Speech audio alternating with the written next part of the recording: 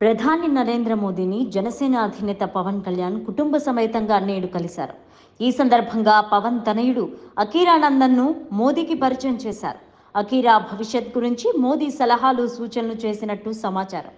ఆంధ్రప్రదేశ్ సార్వత్రిక ఎన్నికల్లో ఎన్డీఏ కూటమి 164 సీట్లతో ఘన విజయం సాధించిన విషయం తెలిసిందే.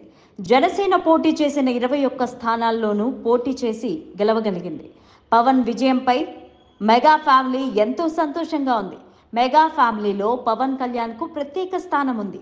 అయితే పవన్ కళ్యాణ్ విజయంపై అఖీరా ఓ వీడియోను ఎడిట్ చేసి సోషల్ మీడియాలో పోస్ట్ చేశారు. ఆ వీడియోను అఖీరా తల్లి రేణు దేశాయ్ సోషల్ మీడియాలో షేర్ చేశారు. వీడియోపై నెటిజన్లు ప్రశంసలు కురిపిస్తున్నారు. నిన్న సాయంత్రం ఢిల్లీలోని ప్రధాని నివాసంలో ఎన్డీఏ మిత్రపక్షాల సమావేశం జరిగింది. మోదీ నివాసంలో జరిగిన ఎన్డీఏ సమావేశానికి పవన్ కళ్యాణ్ హాజరయ్యారు.